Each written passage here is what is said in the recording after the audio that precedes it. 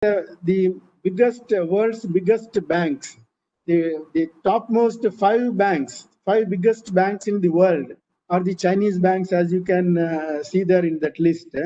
Then the fifth bank biggest is the Japanese Mitsubishi. Sixth only is JP Morgan of United States. Seventh is UK's HSBC, that is Hong Kong and Shanghai Banking Corporation, are the oldest banks. Then comes the US Bank of America, like that. Now, India's State Bank of India is the biggest bank in India, but in the world comparison, it is actually 54th in rank. So most of the biggest banks, the topmost banks, as is show there, is Chinese banks. And this is the crux of the matter. What is Belt and Road Initiative?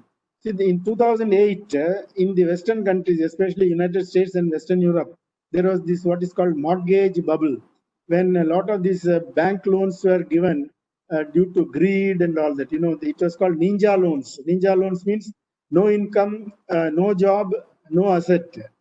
Those people were all given loans by the banks because the asset value, the property value was going up. So on the same property, second mortgage, third mortgage was given, and the whole thing, the bubble burst in 2008. Many of the banks, insurance companies, they all went bankrupt. That is 2008 recession, from which the Western countries have still not come out.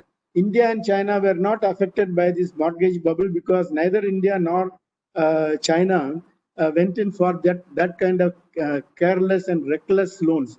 Mainly in India, though, there was a lot of pressure on this gentleman, our Venugopal Reddy.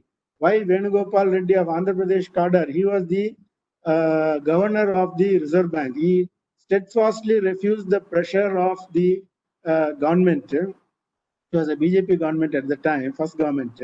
He refused to yield to the pressure of the government, as a result of which India was saved by this recession and this mortgage bubble. In fact Stiglitz, the Nobel Prize winning economist, he has given compliment to Venugopal Reddy for saving India from this recession. But these other countries, Western countries, were affected by that. Now, because of that, China could not export as much as they were exporting earlier to United States and other countries. See, it is said about United States in this manner. US people, Americans, buy things they do not need. They buy things which they do not need with money they do not have, with loans they cannot repay. This is the comment of many of the financial, economists about the US economy. They live on credit card. Their saving is actually negative rate, whereas India's saving rate is about 25%. China's savings rate is about 35%. That is, if a person's income is 100 rupees, Indians still save about 30 rupees, 25 rupees, 30 rupees. Chinese save about 40 rupees. Japanese save about 35 rupees. All the Eastern economies save, whereas the Western economies live on credit card. They live on future. Their future income is already mortgaged to current consumption. But anyway, the Chinese had a lot of surplus. You see, China has got the world's highest foreign exchange reserve at $3.2 trillion. Now, this is a huge reserve. Number two is actually Taiwan or Japan, but that is only about 1.2 trillion, whereas these Chinese have got $3.2 trillion. See, India's whole GDP is only about, if you in terms of nominal terms, the exchange rate terms, it's only about 2.9 or say $3 trillion. Whereas this Chinese foreign exchange reserve is more than India's GDP itself. Now they were not. They have this surplus.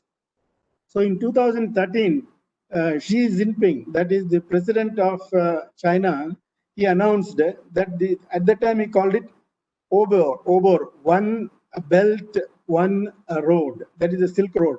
He announced that 125 countries became part of that, and that involved all this infrastructure. That is roads, railways, ports, all this infrastructure development. China said that we will develop and then we will give aid for that. and that was estimated in 2013 at 2013 rate $4 trillion. Now these countries like US, Japan, South Korea, and Australia, these are the main 5 countries. 125 countries are members of this, but India is not a member. India withdrew. India became a member and then withdrew. I will explain that. But these main are US, Japan, Korea, and Australia, because of the US influence, are not members of this Belt and Road Initiative. But most of the European Union countries have become members of this. It's called 16 plus 1. See, there are about 28 or 29 countries of the European Union, of which 16 countries have become members. That one refers to China, 16 plus 1. One is China, and then the 16 are the European countries. And OECD is actually split. As I said, the US, Australia, Japan have not joined this. Now, this is the old, Silk Road. Silk Road has got both the road as well as maritime, and that blue line is shown as overland road route, as you can see there in this blue line. And that bottom you find the lower end, you find the red line, which is the maritime road. Though Calcutta is shown there, India has withdrawn from this, so Calcutta is no longer there. So instead of Calcutta, it is Chittagong and Dhaka, and of course Burma, Myanmar. They are all part of that. India has withdrawn, so Calcutta is not included there now. But otherwise, the whole thing is up to this Kenya. It is included. This maritime road, and then this land route. It goes up to Rotterdam, that is in Germany. Apart from Venice and all that. In fact, there is a road leading up to London itself. I'll show that. Now, this is another view of the map, which is more clearer map. Calcutta, as I said, is no longer there.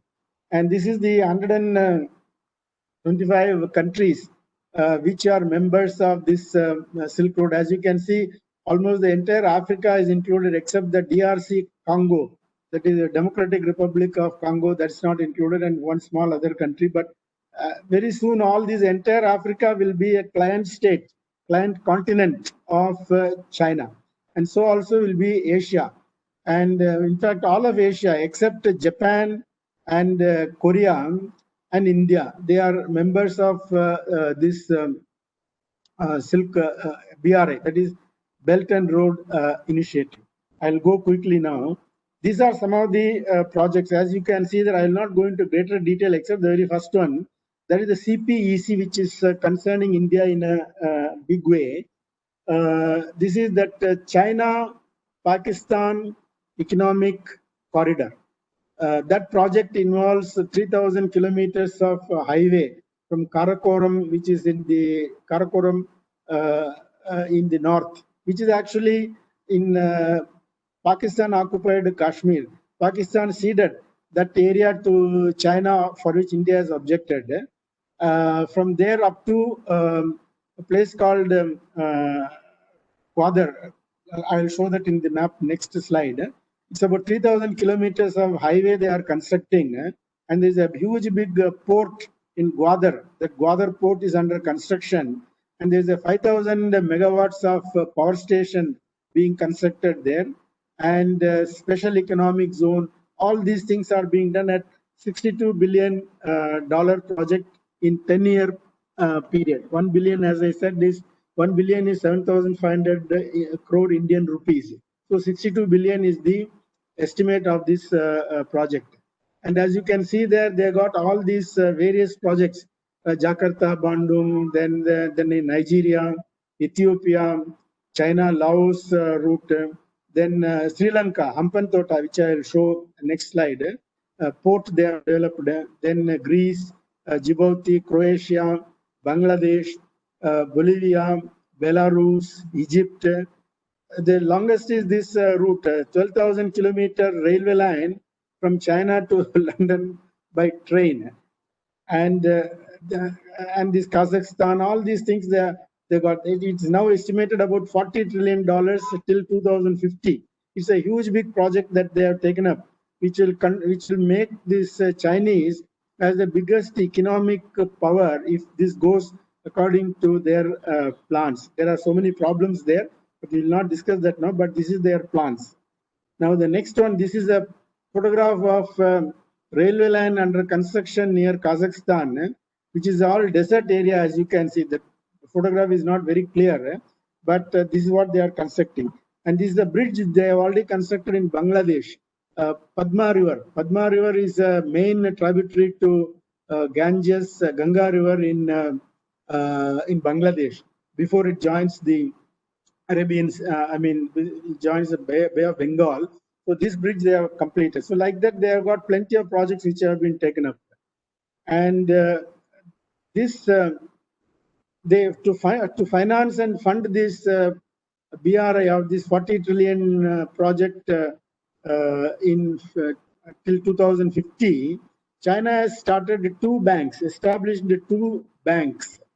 Now, you see, as you know, World Bank and the Asian Development Bank are the existing two biggest world multilateral funding institutions. World Bank is in headquarters is in Washington. ADB is in Manila. Now, World Bank is actually the chairman of World Bank is always a person from the United States. Is an American citizen, and the ADB chairman is always a Japanese gentleman. So generally, these two countries control World Bank and ADB. So the Chinese said we will not allow this. So they started their own bank. It's called AIIB, that is the Asian Infrastructure Investment Bank. In the year 2015, they started it with a capital of $100 billion.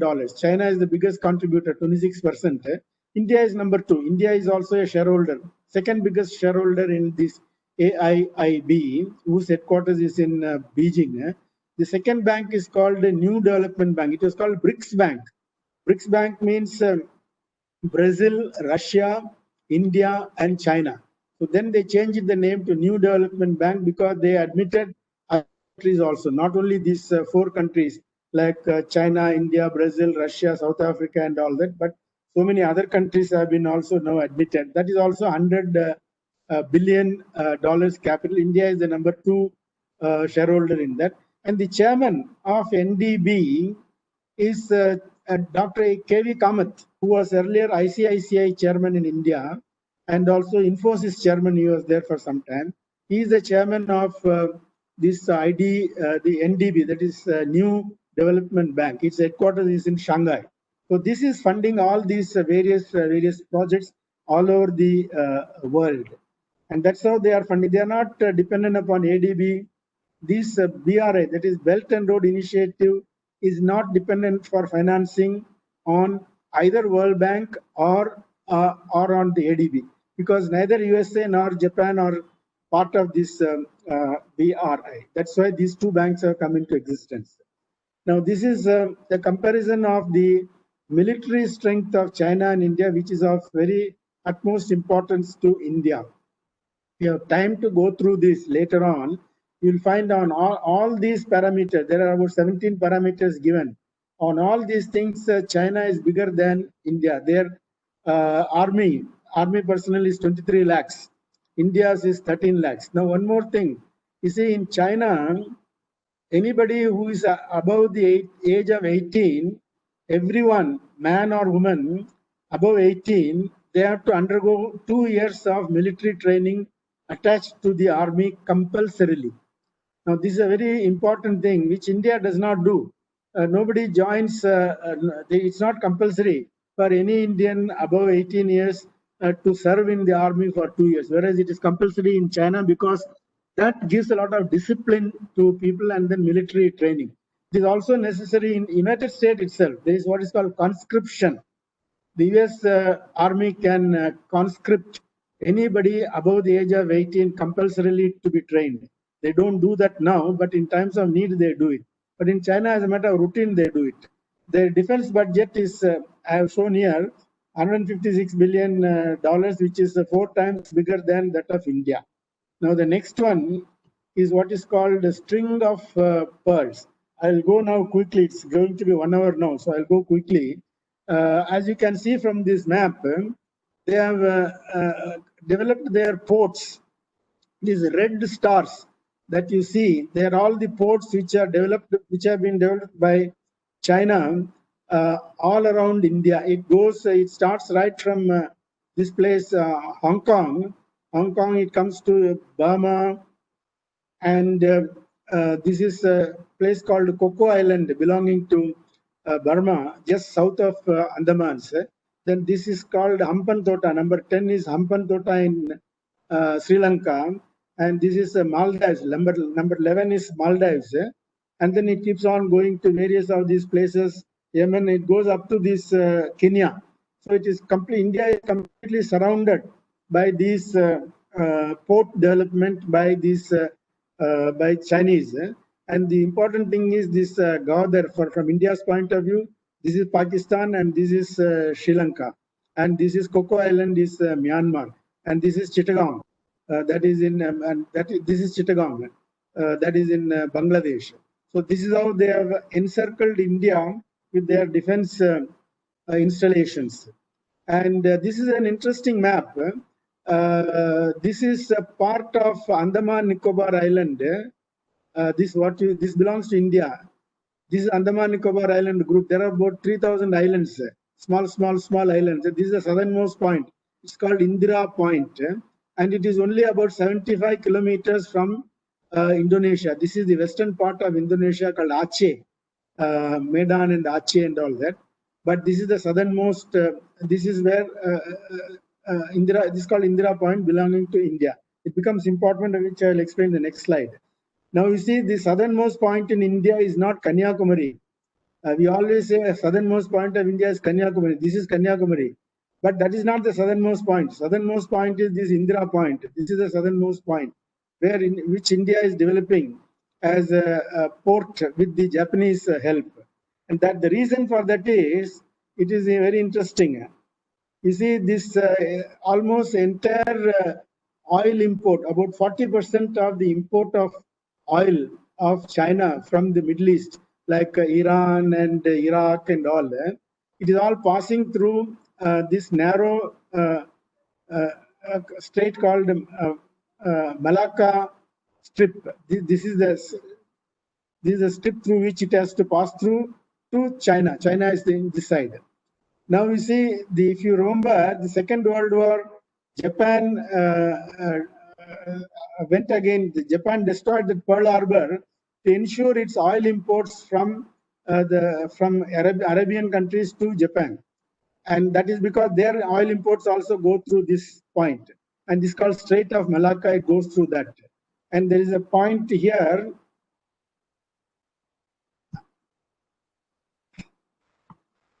This is called this is Singapore. This Changi Airport, and this the distance here is only about 2.7 kilometers. So all these Chinese ships and then this Japanese ships, all these ships carry tankers will have to go through this strip. So whoever controls that Indira Point will control this area, which is the whole idea of India financing or Japan financing this Indira Point. Which is also why the Chinese are developing that Gwadar airport, which I will explain.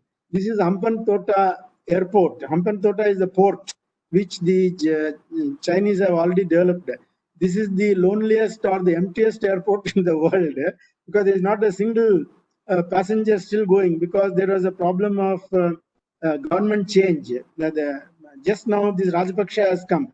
Now this Rajapaksa and his brother are pro-Chinese. So now you will find that this port will become important with a lot of Chinese people coming there. As on today, the airport is complete, the port is complete, but nothing is happening. But hereafter, it will develop now, because this present Sinhalese government is a pro-Chinese government. Now, this is at Gwadar airport, as I said, Pakistan map. Gwadar is at the westernmost point of Pakistan, next to Iran. And this is the area which they are developing. This is the road which they are developing from Karakoram to this place, 3,000 kilometer road which they are developing, Gwadar port. And that's called CPEC, that is China-Pakistan Economic Corridor. And this is the port which they have already developed. Next year they will complete, 2021. And these are the world's 8 biggest capacity cranes which are working there. Next year, this is Gwadar airport which they are completing. This is already it's under use partly, but next year they will complete, and there is a There's a main, it's a petroleum city because the whole of 40% of their import of petroleum from Arabian countries are going to go through this Gwadar port, and there is a pipeline, a 2,000 kilometer long pipeline under construction from Gwadar port to China directly through Pakistan. So that is the importance of this Gwadar airport, Gwadar port, and the Chinese defense capacity to avoid the Malacca Strait. And India is not keeping quiet. Now, this is another important point. You see, this is Pakistan and this is Iran, and China has developed or is developing, completing this Gwadar airport. India is developing this Chabahar port in Iran. That is because this Afghanistan is a landlocked country, and Afghanistan and Pakistan have got a long border, and Afghanistan does not get along well with Pakistan. So India is naturally a friend of Afghanistan. In fact, all the prime ministers and presidents of Afghanistan, they've all studied in Delhi University, not in Rawalpindi or in Karachi. And India is developing this Chabahar airport, and this is Chabahar airport, which has been, which is almost under completion. So India is developing this airport as a counter to Gwadar airport, which is developed by China. I'll go now quickly. Now, this is another Bangladesh.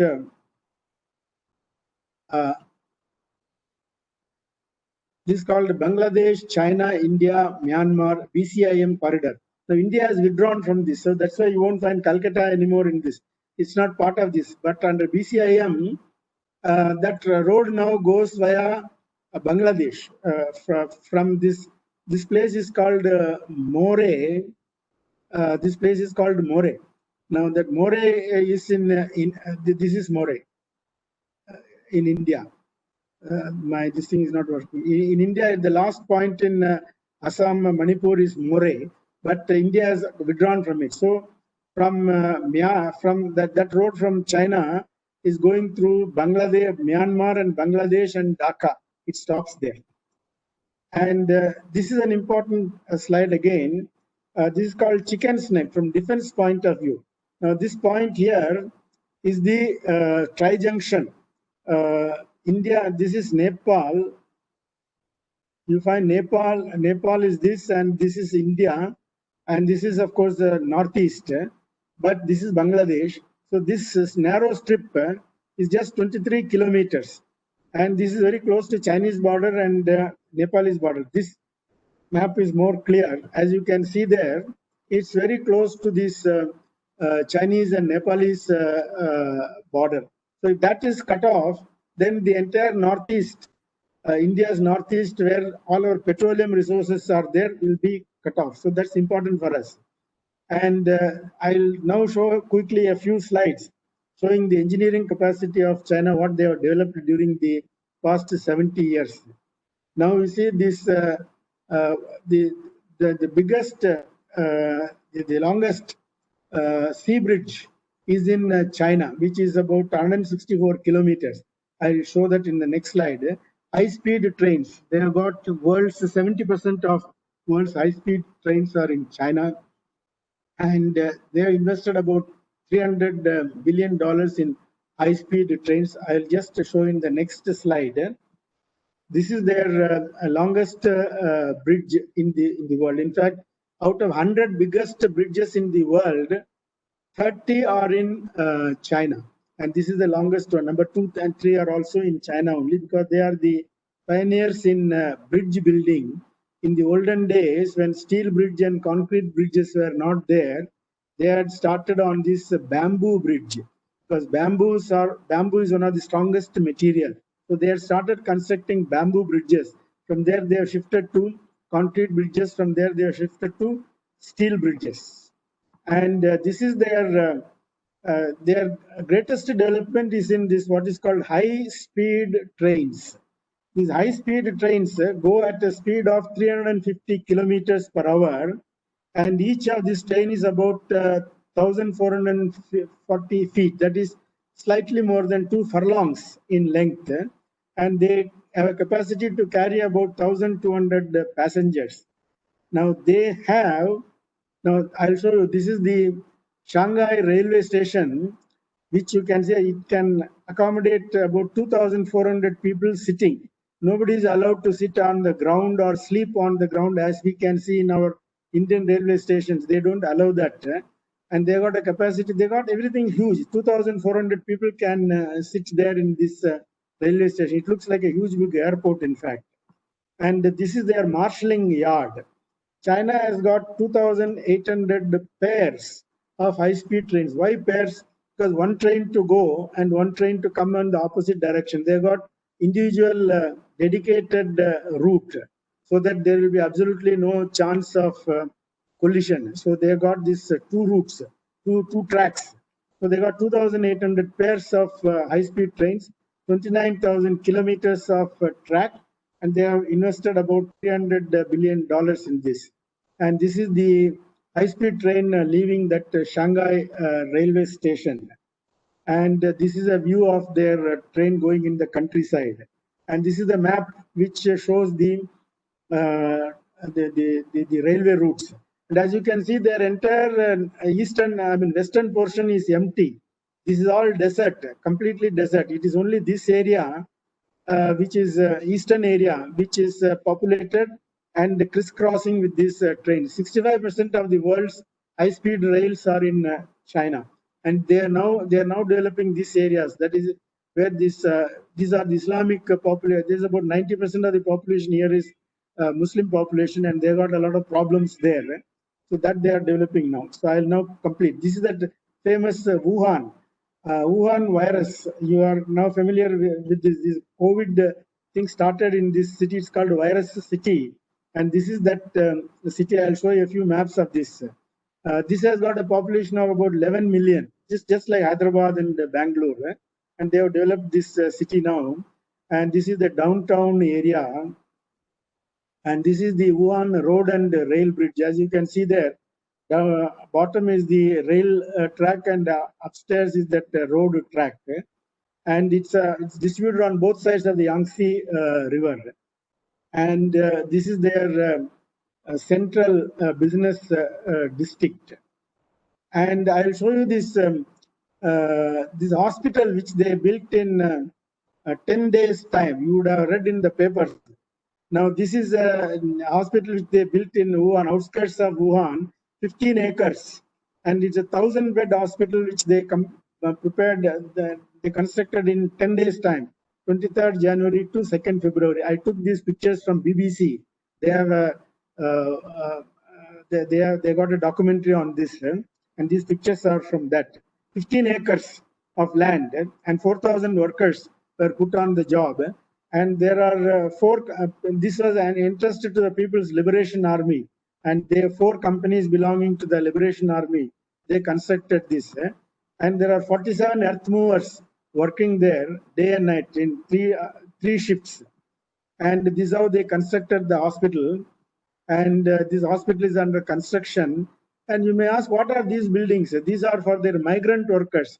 There are plenty of people who came to Wuhan from other parts of China, like in Shanghai and all that. So they were all accommodated in that place. And this hospital has been built next to that in the land area available there. This is under construction, and the beds are being made, and the beds are almost completed. And they are equipping this hospital wards with the equipment. And these are the equipments, and these are the beds waiting for patients.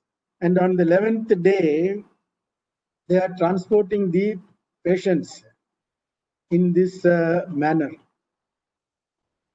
Now, as you can see, this is how they are transporting them, and they're taken inside the hospital. And this is it's almost like a Lego block, this hospital, these rooms. Now, I'll quickly finish this now. This is important matters for India. You see, we lost your audio. There's no audio, is it? Hello, you're audible, Mr. Balasubramanian. I think there's some problem at one or two places. We can hear. We are able to hear you. We can hear. Can you hear me now? Yeah. Oh, okay. So I'll continue with this now. Yeah, These are please continue. There must be some problem at one or two locations. Yeah. We have lost your audio, sir. Now you No, can no. hear me. No, sir, we can hear. We can hear. We can hear. We can hear. So I'll continue. So this is an important slide which compares on certain important parameters like human development index, infant mortality, maternal mortality, underage children. This is important. You see, 35% of Indian children are born. Underweight means 4 pounds at the time, birth weight. If it is 4 pounds, less than 4 pounds, the child is supposed to be an underweight child. And then you got stunting. Stunting means the weight is not equal or commensurate with the height of the child. And the wasting. Wasting is again, the child's height is much less than what it should be for that age. Anemia. 49% of the women, all women in India, almost half of them are anemic, which is why that percentage of underweight children is more in India. In Global Hunger Index, there is an institute called uh, International International Institute for Nutrition, something like that in New York. They calculate these things, and India is about 102 out of 117. Now, 3 days back, there was the latest report on this. India is 94th among 98 or 105 countries. That is the number of hunger countries have come down. And India also has come down, but still it is 94 out of 105 or so, instead of 102 out of 117. Now, population below poverty line is 28% of Indians are below the poverty line. Now, this is what I want to show on malnutrition. Now, this is small. This is a picture of a small child. She is actually drinking what we call in Canada and in South India ganji. Ganji is that gruel. Now, about 3 crore children in India are going to bed hungry without proper food, with drinking this ganji like thing. And this is the picture of a small child, small boy, going to school. This is from Tamil Nadu. This actually came in that Frontline magazine. In fact, you should read this. This is an excellent magazine. It's a sister magazine of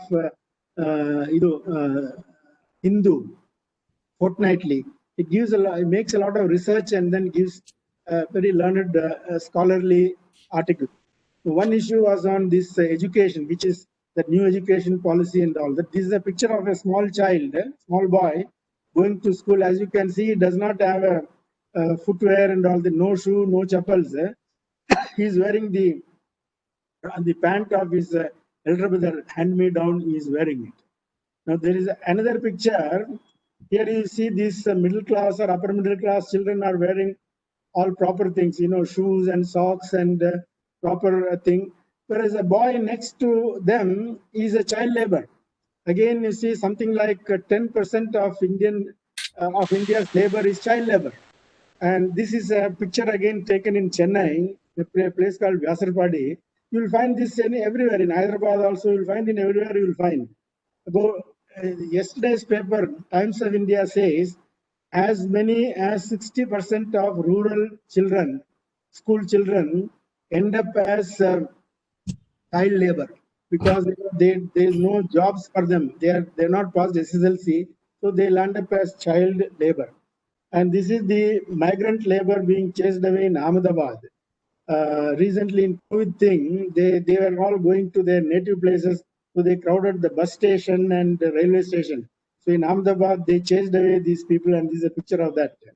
This is a heartrending picture of Sopore in Kashmir, where this terrorist who came from Pakistan, this grandfather was taking his grandson for a afternoon, noon prayer to the mosque. So there he was caught in between the exchange of fire between the security forces and the terrorists. And the grandfather hugged his grandson to save him, but in the process, the grandfather died, and this poor grandson he does not know what has really happened. So he's sitting partly on his grandfather's body and partly on the ground, not knowing what to do. This is a tremendous picture, a heartrending picture which has come. I'm only showing this to show that how this terrorism and then this Kashmir problem has affected the whole of Indian economy itself, not just Kashmir J&K economy. And this is the point one has to make. That is, India should really invest. We are now investing. We are now the second biggest arms importer in the world after Saudi Arabia. Second biggest is India. We spend about 16% of our total budget on defense and hardly 2% on health and just 2% on school education. This is the problem that we have got. We have got this problem because of China and Pakistan, and recent addition is Nepal. In that Galwan area, India and Nepal are getting into problems. We don't have a problem with Myanmar. We don't have a problem with Afghanistan, which is a small border which we have got. You see, China has got this long border with India. And the main economic problem of India, defense problem, is because of China and Pakistan. And we have no solutions yet to solve this. As a result of which, we are not able to invest more in the very needed sectors of primary health and primary education. And you see, this many people do not realize this. This Zhou Enlai, who died sometime in 1973, he came to India for the first time in 1960 when Pandit Nehru was the Prime Minister. So at that time itself, this border problem was discussed. So Zhou Enlai offered to Pandit Nehru, we agreed to that McMahon line. McMahon line is incidentally a line which was drawn on paper by this Foreign Secretary at that time of India, British India in 1944 or 45, sitting in the office in Delhi or in Shimla. It was not based on any survey. So he just drew a line right from Ladakh in Kashmir to Assam and Myanmar border on paper. So that's called McMahon line. And India swears by McMahon line. China does not agree to McMahon line because the McMahon line, the signatories are Tibet and British India. And China took the view that Tibet was part and parcel of China. Tibet was not a sovereign country to enter into any kind of a border agreement with India. So anything agreed by Tibet and India, we don't recognize. That is their legal stand that they have taken. But India says that no, McMahon line is the sacrosanct line. And in 1960, Zhou Enlai said this. He offered this to India that in the east, that is in that Arunachal Pradesh, we agreed to your proposal, your McMahon line, provided you agree to our proposal in Aksai Chin, that is in the west, because of strategic reason, which I will explain. But India did not agree, saying that no, we can't give an inch of our land, and therefore 1962 war between India and China happened. Because history will not go into that. And now you see Pakistan and China have come together, and if Nepal joins this Chinese side, as the indications are, then we'll be in a tremendous trouble. And these Chinese have got borders with 16 countries, and for 14 countries they have settled without any problem, like Burma, Russia, Mongolia, North Korea, Vietnam, Cambodia. With all of them, they have settled their border problems. The only two countries which they have not settled are India and Japan. So it doesn't have border with Japan, but there is an island which is under dispute between Japan and China. So they have not agreed on that. Apart from that, the only country, land border, they have not agreed with is India. Now, this is what they have occupied already. Arunachal Pradesh on the east, and on the west side in that Jammu and Kashmir, the Aksai Chin, which I will show. This is that Aksai Chin which they have occupied, this area Aksai Chin, and this is the area which Pakistan has handed over in that occupied POK Kashmir to China. Now, this is another map of Arunachal Pradesh and Aksai Chin. This is another map. And this is a map which I want to 38,000 kilometers of area has been occupied by China in this Aksai Chin. This is the bargaining point. What the Chinese say is, you agreed to our occupation in Aksai Chin, and we agreed to the entire Arunachal Pradesh will be the Indian territory. Your McMahon land, we agree there. But India has not agreed to this. That is a problem. And this is a dangerous kind of a map, which I will show you the implications of this. You see, this is Nepal, and this is Kathmandu, and this is India. And as you know, Nepal is a landlocked country. It has got about 1,800 kilometers of border with India. And you see what happened to us in somewhere when Rajiv Gandhi was the Prime Minister of India. He went to Nepal, and in Nepal there is this famous Pashupatinath temple, which is a sacred temple. Its chief priest is one Bhatt from Bhatt family from Udupi in Karnataka. And there's a very famous sacred temple for all Hindus in the world. And so also for Indians, so also for Nepalese. So this Rajiv Gandhi went along with Sonia Gandhi, and they wanted to visit Pashupatinath temple. And the temple priest Bhatt said, look, we do not, very politely he told the Indian ambassador that, look, Pashupatinath temple is a sacred temple. We do not allow non-Hindus to this temple, just like so many other temples are there in India where only Hindus are allowed. Now that, which means Sonia Gandhi could not enter that temple, which irritated this Rajiv Gandhi very much. So after coming to India, he did one very foolish thing. See, there are 46 checkposts between India and Nepal all over the border. For all because all their imports come through Calcutta airport, Calcutta port, and then by land it goes to trucks, it goes to Nepal. So he closed all of them except two. He kept open only two, and especially petroleum could not reach Nepal sufficiently, as a result of which their petroleum prices shot up like anything. Many of the goods shot up. So it was an economic blockade of Nepal by India. And of course, they came around and then they said, no, we will not have any relations with these Chinese. And it was lifted. Twice it has happened between India and Nepal. So from then onwards, these Nepalis have become more and more anti-Indian. I have been to Nepal twice, and I have conversed with their university people, college people, youngsters. They're all anti-Indian because they think that India is blackmailing Nepal because of the geographical position. So what these Chinese have now done is, they are constructing a highway of about 2,500 kilometers between Lhasa. Lhasa is in this somewhere here. From there, they are constructing the 2,500 kilometer road. They have come up to this Jirong, this area, and then it is only a matter of about 500 kilometers to Kathmandu.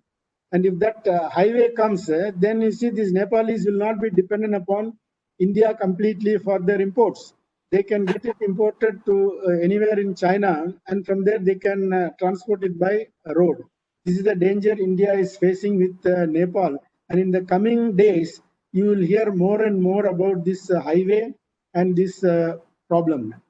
Now I will go now quickly. This is Aksai Chin. Aksai Chin is what is called. It's called.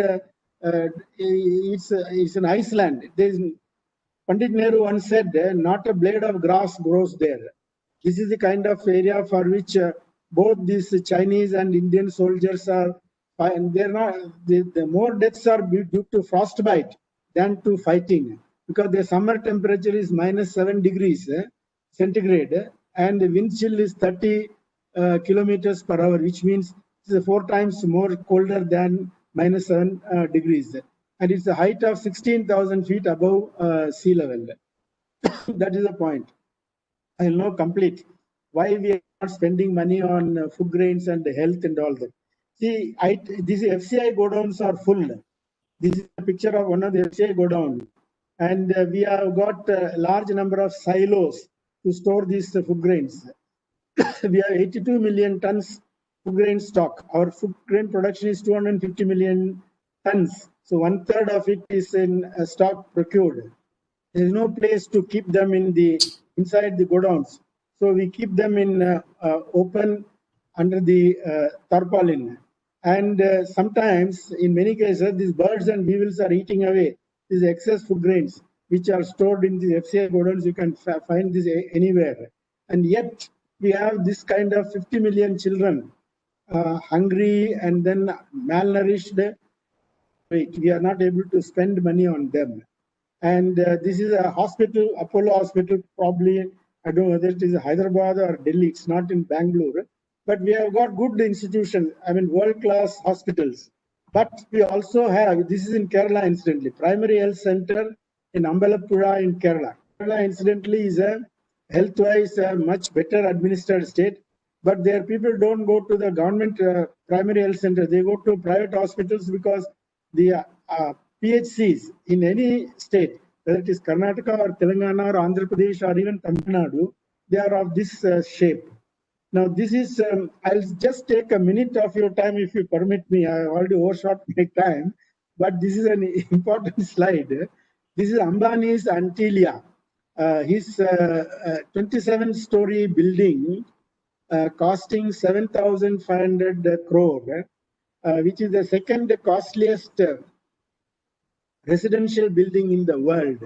The first most costliest residential building in the world is Buckingham Palace, which is there coming for the past 1,000 years.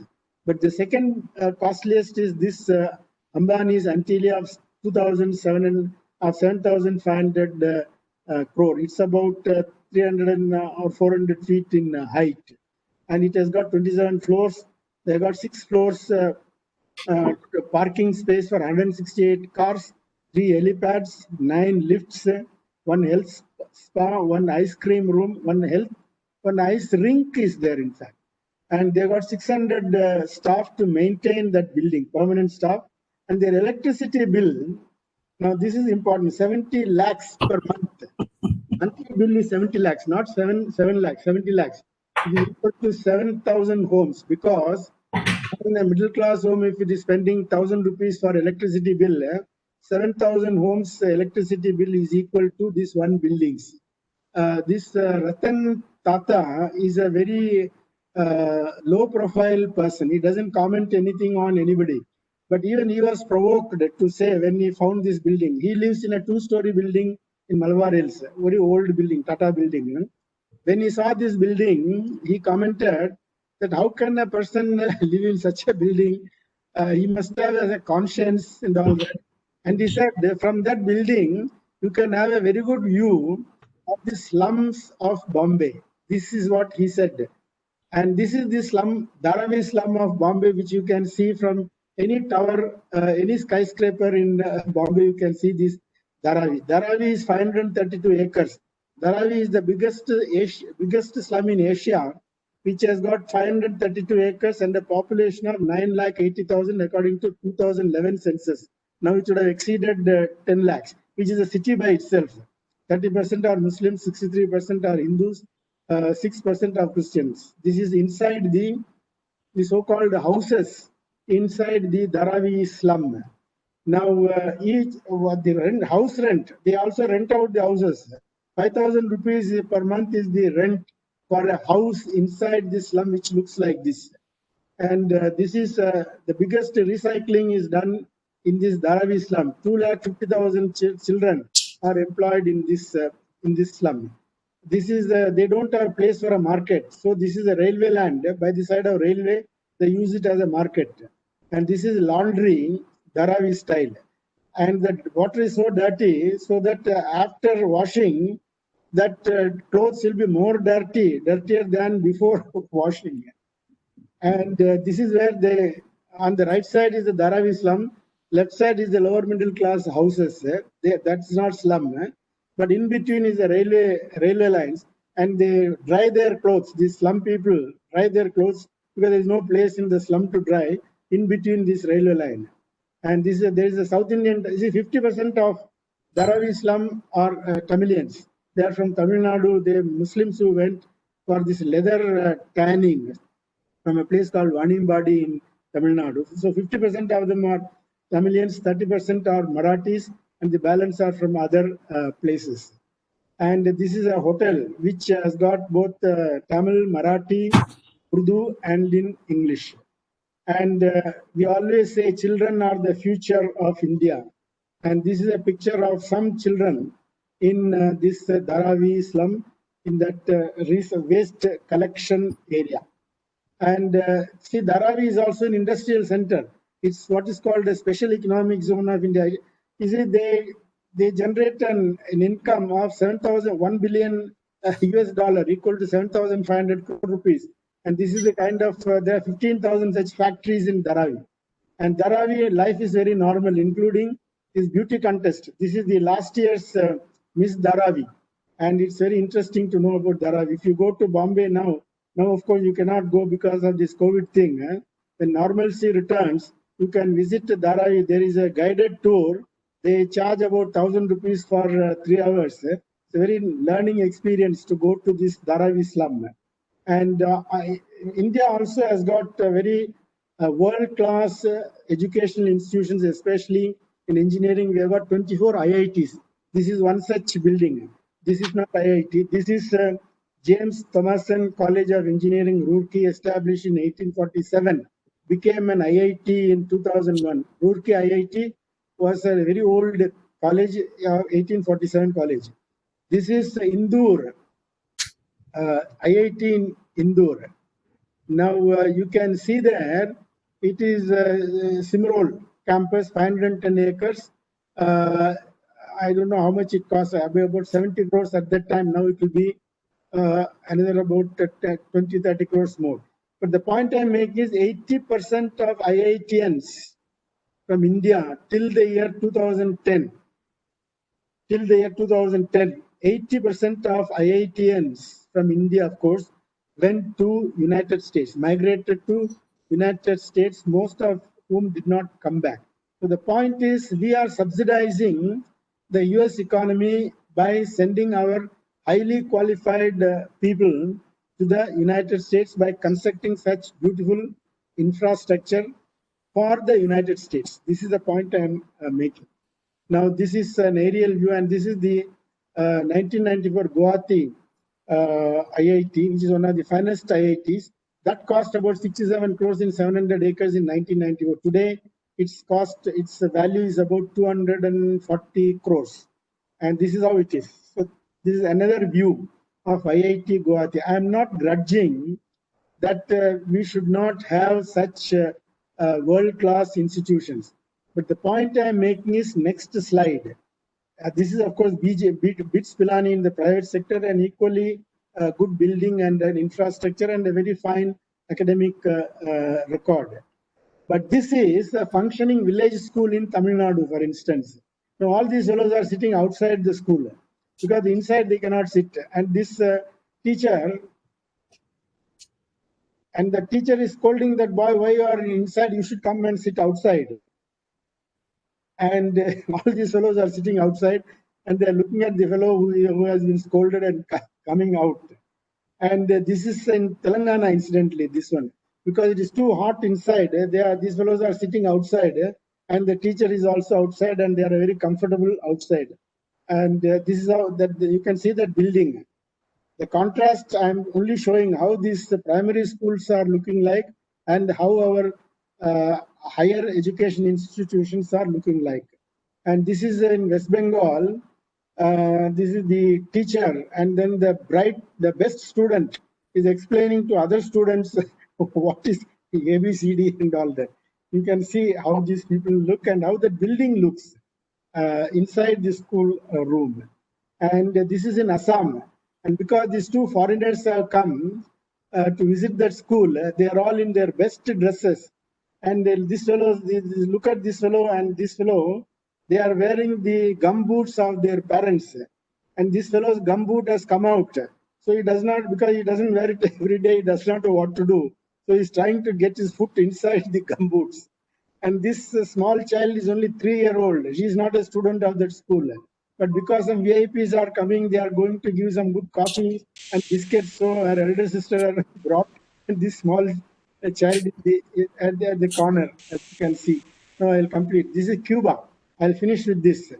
Cuba is having a population of 11 million.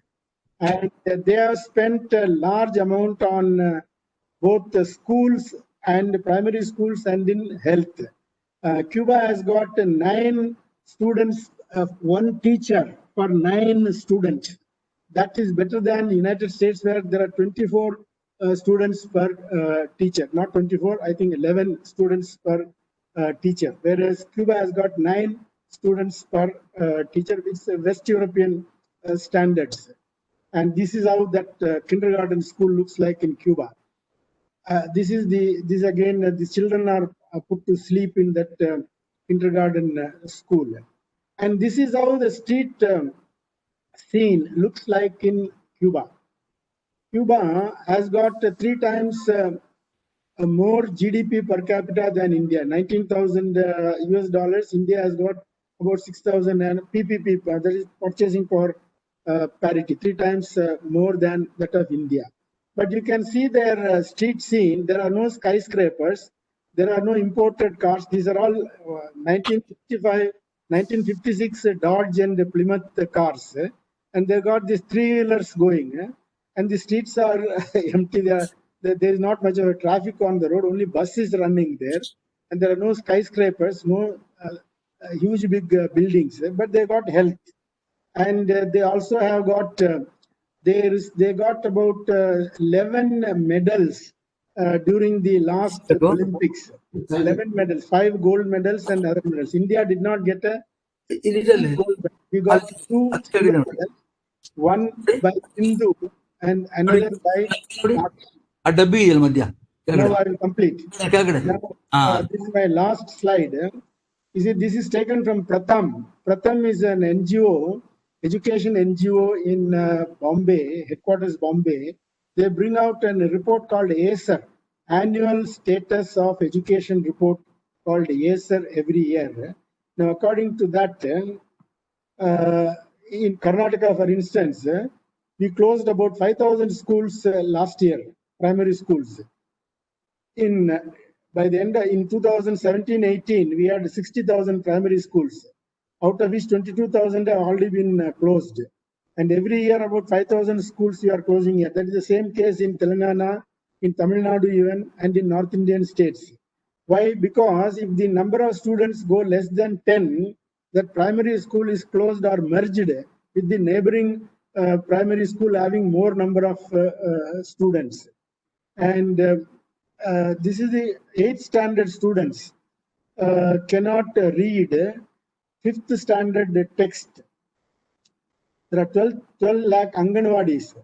In Karnataka, the ICD has integrated the child development scheme, a children's development scheme. Director was prosecuted for prosecution for giving adulterated energy powder supplied by one contractor from Tamil Nadu for 4 states, including Telangana and Andhra Pradesh. Now, this is the kind of thing that we have got. We have got 28,000 excess primary school teachers in Karnataka. Now, this is the funniest ironic part, because the primary schools are getting closed. We have got excess primary school teachers. Now, this is the kind of position we have got in primary education and in health. And whereas you also have the private schools. This is a Ratnam International School in Coimbatore. You can see the kind of buildings that they have got. And the student ratio is 5:1. That is 5 students per teacher. One teacher has got only 5 students. So a lot of attention is given in these schools, and they also charge like that. How much they charge? This is the Bangalore International School. The annual fee is 11 lakhs per student. This is how the buildings look like. And this is Jain International School, is one of the best best schools in the whole of India. It's run by one Jain, I mean, an industrialist and educationist Jain. And how much they charge? They charge 8 lakhs annual fee, and this is how it looks. Whereas you also have the primary school buildings, you saw how it looked there, and we have closed them. So this is my final question for thinking. The question raised is this: has Indian state broken its social contract and its tryst with destiny, which is what Jawaharlal Nehru said. We have a tryst with destiny 70 years back when India became independent, he said. Now, what have we achieved in these 70 years in health and in education? Now, yesterday's paper you would have seen, Bangladesh per capita GDP has exceeded that of India. I don't know whether you have seen this in yesterday's newspaper. Now, both Sri Lanka, Nepal, Bangladesh, these 3 states, their GDP per capita is more than that of India. So the question to be asked is this. This is what thinking people should ask. Is India becoming the sick man of Asia? It's not a question of catching with China. There is no question of catching with China. It's now a question of catching up with Bangladesh, catching up with Sri Lanka, catching up with Nepal, and with Vietnam. There are any number of Eastern countries you will find they're exceeding in facilities, in what is called social infrastructure, health and education than India. So I will stop here because I'm sorry I've taken 1 hour and 40 minutes time, but the subject was interesting, so I just took some time. Forgive me for that. So if you have recovered from these kind of shocks, and if you can spend a little time on question and answer, I'll be happy to answer your questions. Thank you. Thank you very much, sir, for the very detailed and lucid exposition